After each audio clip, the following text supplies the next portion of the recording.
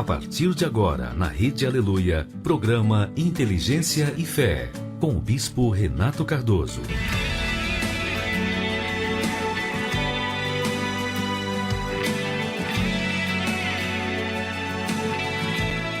São 8 horas, que Deus abençoe a sua vida poderosamente nesta quinta-feira, 17 de junho, onde você estiver, que o Espírito de Deus esteja aí com você, te ajudando a ser exemplo na sua família, no seu trabalho, até para os estranhos e inimigos, em nome de Jesus.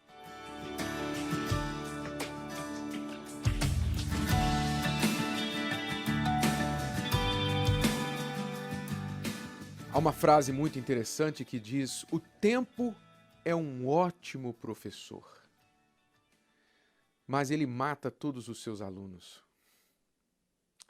Curioso, é verdade. A gente que só aprende com o tempo, a maioria das pessoas, o ser humano não aprende nada ao nascer, não é? Ele só vai aprendendo ao longo da vida. Mas alguns, naturalmente, são mais rápidos em aprender do que outros. Alguns pegam as coisas no ar, pegam as coisas assim, bem rapidamente, mas outros demoram para cair a ficha, outros demoram para perceber seus erros e por isso vão como aqueles alunos na escola repetindo de ano. Hoje em dia não se repete mais, né? Hoje em dia não se repete de ano a maioria dos programas escolares como antigamente, porque acha que isso vai constranger a pessoa, e de fato era constrangedor. Eu me lembro que na quinta série, quando eu passei para a quinta série, eu estava com acho que 10, 11 anos, e então ali tinha alunos com 14, com 15 anos, e realmente era constrangedor. Você ficava se perguntando, esse camarada só pode ser burro. Não é possível, ele repete de ano tantas vezes, não é? E a gente percebe isso na vida, né? Na escola não é difícil, não é... Aliás, é difícil, mas não é tão ruim quanto na vida, na escola da vida.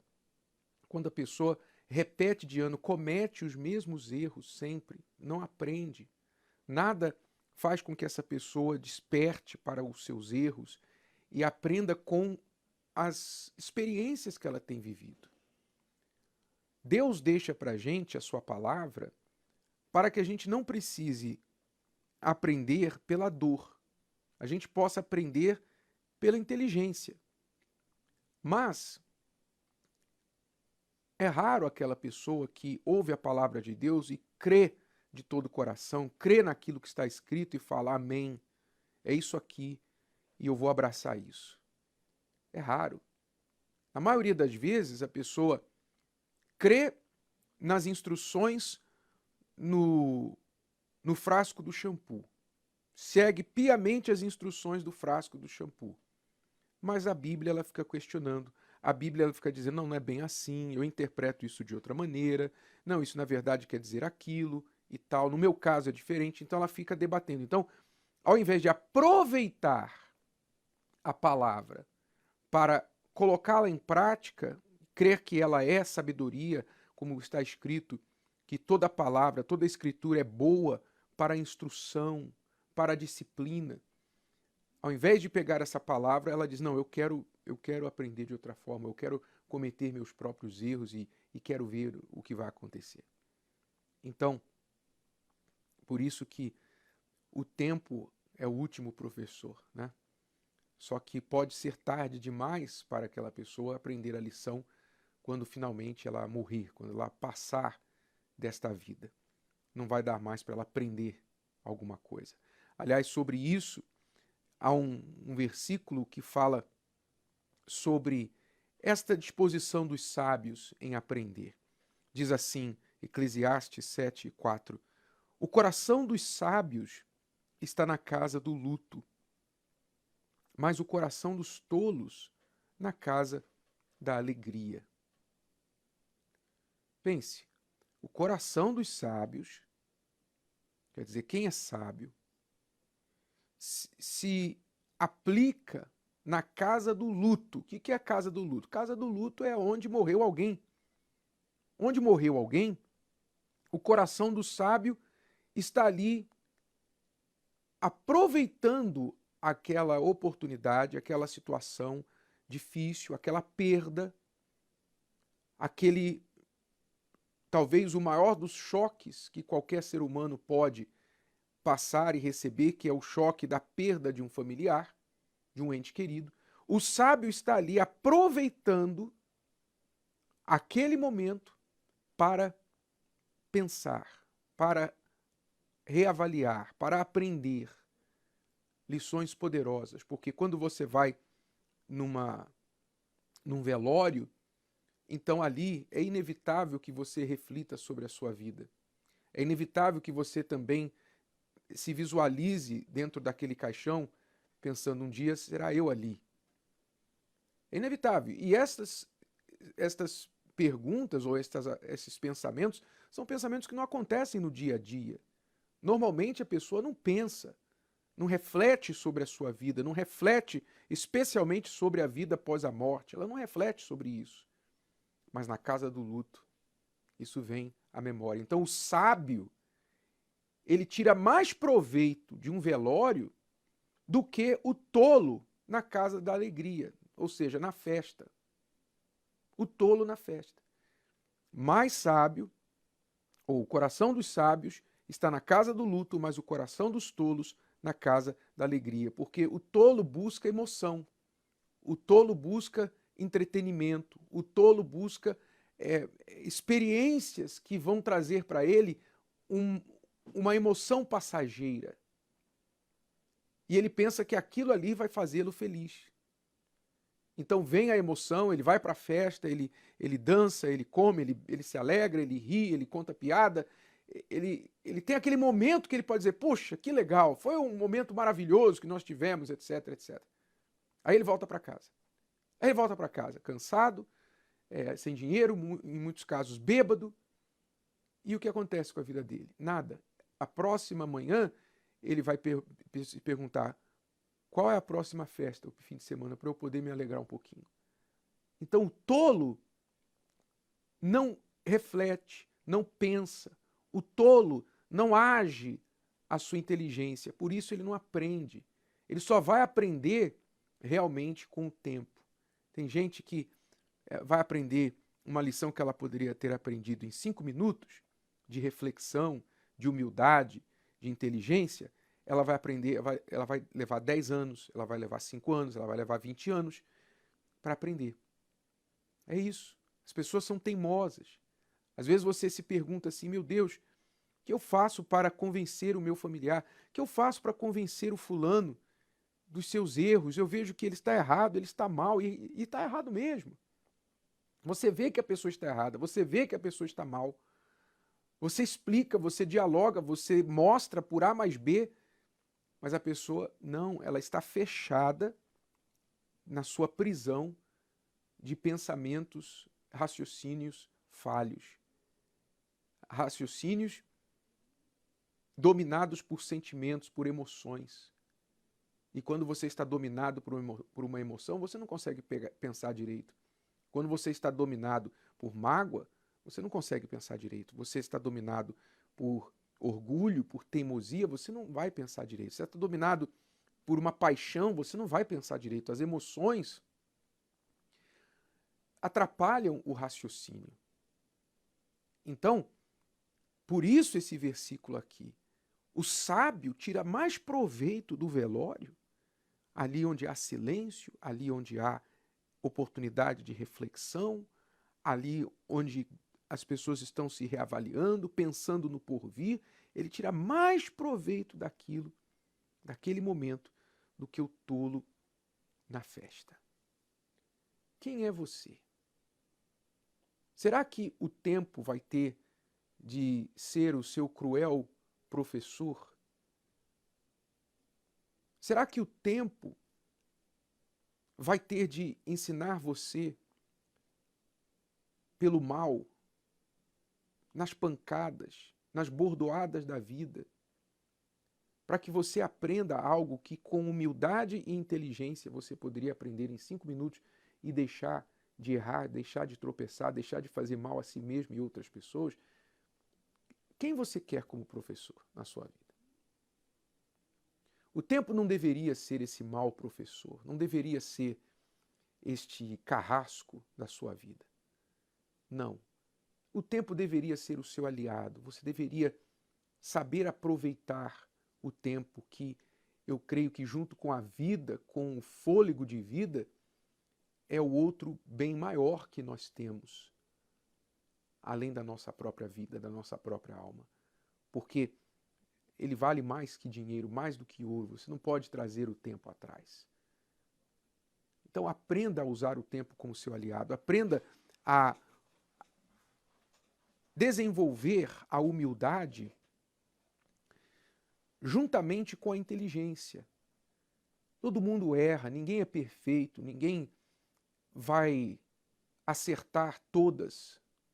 Eu costumo dizer, até Neymar perde pênalti, não é verdade? Ninguém vai acertar todas. Ninguém é o bonzão que faz tudo certo sempre. Não. Todos nós somos falhos. Às vezes a gente está com as melhores das intenções e aí pensando que vai ajudar, pensando que vai fazer alguma coisa que vai arrebentar e daqui a pouquinho a gente se arrebenta. Então ninguém é perfeito, mas a gente pode aprender sendo humildes e inteligentes. Humildes e inteligentes, para que não precisemos pagar a pena do orgulho, a pena da teimosia, a pena de ser levado pelas emoções, de ser impedido de pensar porque estamos tomados por um sentimento que bloqueia o nosso entendimento. Então, não se esqueça deste professor que mata todos os seus alunos no final da classe. Bem mais que as forças, poder e reis, que a natureza e tudo que se fez, bem mais que tudo criado por tuas mãos. Deus, tu és o início, meio e fim, bem mais que os mares, bem mais que o sol e as maravilhas que o mundo conheceu, as riquezas, tesouros dessa terra, incomparável és pra mim. Por amor, sua vida entregou, meu Senhor. Humilhado foi como a flor machucada no jardim, morreu por mim, pensou em mim, me amou.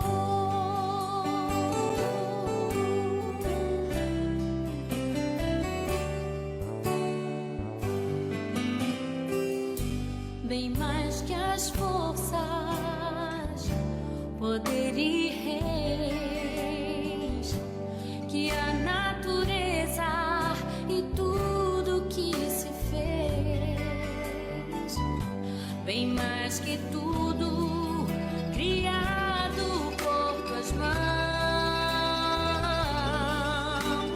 Deus, tu és o início, meio e fim, bem mais que os mares, bem mais que o sol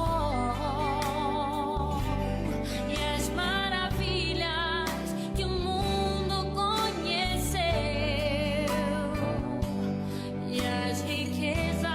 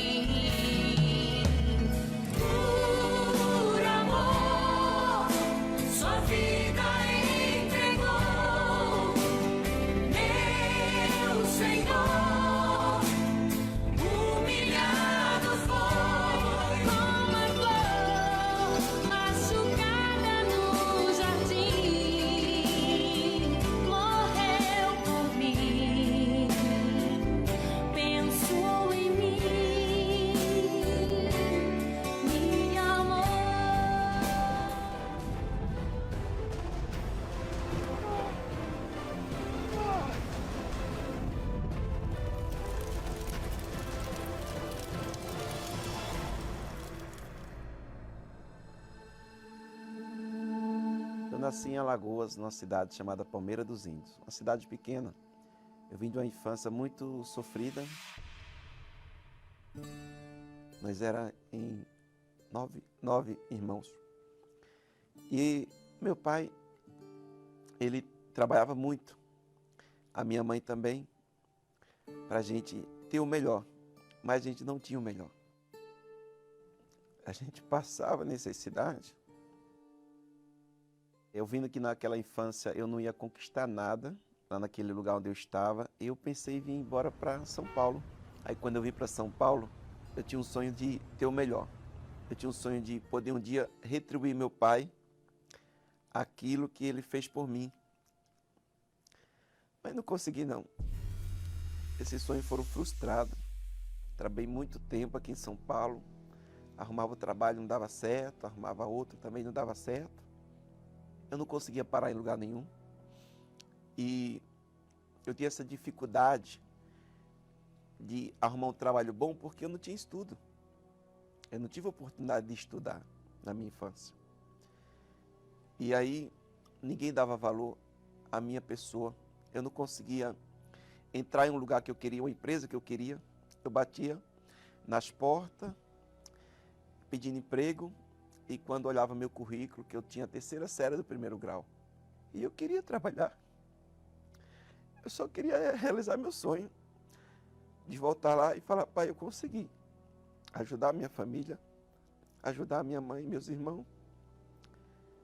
Passou muitos anos e esse sonho não foi realizado. Eu também passei fome aqui em São Paulo.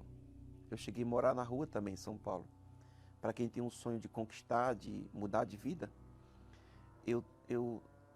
foi uma frustração muito grande aqui. Eu tinha insônia, eu tinha pesadelos, eu tinha medo de morrer, eu ouvia voz, eu via vulto, eu tinha depressão, porque tinha época que eu só tinha vontade de chorar. E eu nem sabia o que era depressão. E aí foi onde realmente, ali eu me vi no fundo do poço. Ali foi, eu vi que realmente eu tinha que buscar ajuda em quem poderia me ajudar. Mas eu estava longe de Deus. E por isso que a minha vida era só frustração. Nada dava certo para mim. Eu falava com Deus, meu Deus, me tira dessa situação. Eu sei que Deus ele ouviu a minha oração, porque dias depois, a minha irmã imediatamente me convidou à igreja. A Igreja Universal do Reino de Deus, que ela já frequentava. Aí quando eu cheguei lá, eu vi tudo diferente. Eu fiquei espantado com tanta coisa maravilhosa que eu vi ali. Eu cheguei arrasado, eu cheguei chorando, frustrado, triste. E a única coisa que eu senti Deus falar que Ele estava comigo.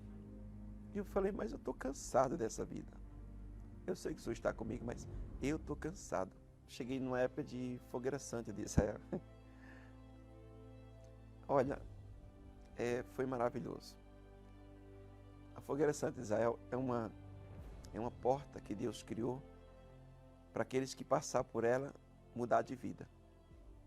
Eu sacrifiquei todo o pecado, eu sacrifiquei mentira, porque eu não cheguei e fui querendo colocar o material apenas no altar. Eu comecei pelo espiritual e eu vou sacrificar o que for preciso para conquistar a maior riqueza que o ser humano pode ter, que é o Espírito Santo. Subi no altar, um Matias frustrado, derrotado, um Matias que sem perspectiva nenhuma de mudança de vida, mas o Matias desceu do altar uma nova pessoa. Eu já desci com aquela força, aquela certeza que a minha vida já era outra.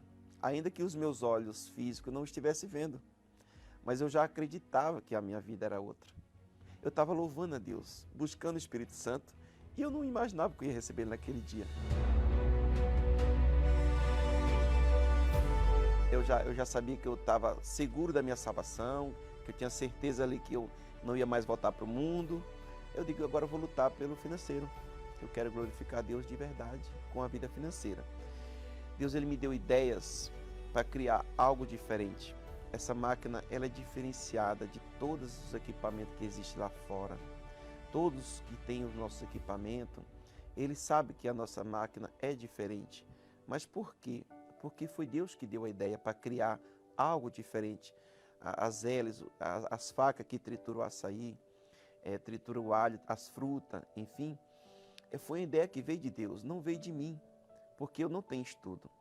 Eu não tenho vergonha de falar que eu só estudei a 3ª série do 1º grau.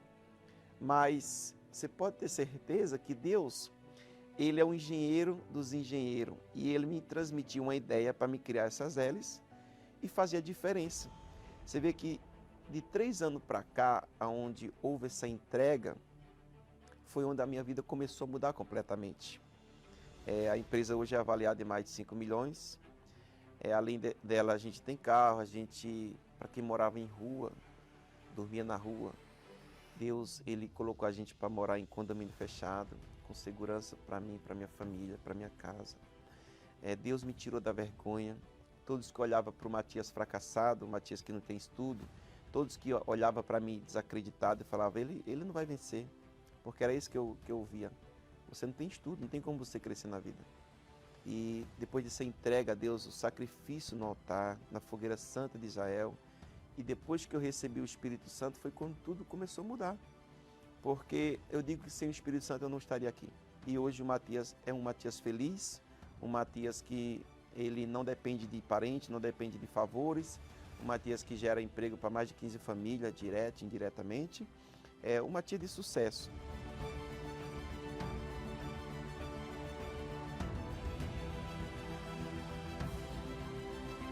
Mas tudo isso é para a glória do meu Deus. Eu só apenas estou aqui administrando as riquezas de Deus aqui na terra. Mas Ele é o dono e eu considero que eu sou administrador das riquezas dEle. Deus, Ele mudou a minha vida por completo. Eu lembro que, voltando um pouquinho atrás, daquela infância que eu vim daquela infância pobre, que o meu pai, há pouco tempo atrás, eu pude presentear ele com uma caminhoneta. Ele ficou muito feliz. Foi uma alegria para mim muito grande poder presentear meu pai com aquele carro, porque ele não tinha carro. E uma coisa é receber um carro, outra coisa é receber um carro de luxo. Ele ficou muito feliz, ele não imaginava aquilo. De 3 anos para cá, a minha vida mudou completamente. O que eu não conquistei em 20 anos atrás, eu conquistei em 3. Porque o altar, ele muda sim a nossa história. Eu não abro mão da fogueira santa de Israel. Quantas tiver, todas eu vou entrar. Antes eu procurava emprego em uma empresa milionária e hoje eu administro uma para meu Deus. Então, é só vitória.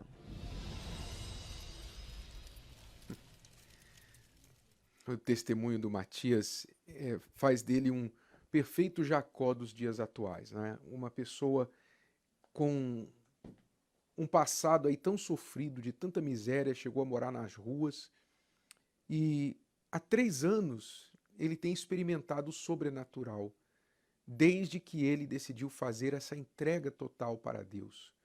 Ele não entregou na fogueira santa apenas o material, ele disse, eu comecei a entregar o espiritual, a mentira, o pecado.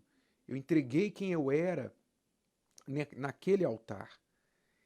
E então, quando ele se entregou por completo, incluindo as suas dúvidas e medos e fracassos e a falta de estudo, tudo aquilo, veja o que Deus fez na vida dele. Ele deu uma ideia, ele com a 3ª série, esse é o nível escolar dele, 3ª série, não é 3ª série do colegial, não, o antigo colegial. É 3ª série primário mesmo. Você vê que ele comete erros na sua fala, mas teve uma ideia que nenhum engenheiro teve. Criou uma peça especial que é usada para triturar açaí, frutas e outros alimentos, que se tornou única e está prosperando. Hoje tem um patrimônio, em 3 anos, um patrimônio de 5 milhões. Do nada, veio do zero. Mas isso realmente não é nada, o patrimônio em si não é nada, isso não resolve. Tem muita gente rica aí querendo se matar, mas a riqueza dele se tornou o seu espírito. O Matias se tornou um outro homem. E é isso que Deus quer fazer com você. Esta é a proposta desta fogueira santa no Val de Jaboque. Se você tem sido como Jacó e você quer mudar a sua história, você não sabe como, então vá até uma igreja universal do Reino de Deus, já a partir de hoje, e você pode se inteirar sobre a fogueira santa no Val de Jaboque. Val de Jaboque fica hoje na Jordânia, lá próximo à fronteira com Israel. E então, neste lugar onde Jacó lutou com Deus uma noite toda e teve o seu nome transformado de Jacó para Israel, ali nós iremos também uma noite inteira orar por todos aqueles que vão buscar uma nova identidade. A Fogueira Santa no Val de Jaboque, a maior campanha de fé para transformação de vida e mudança de identidade espiritual.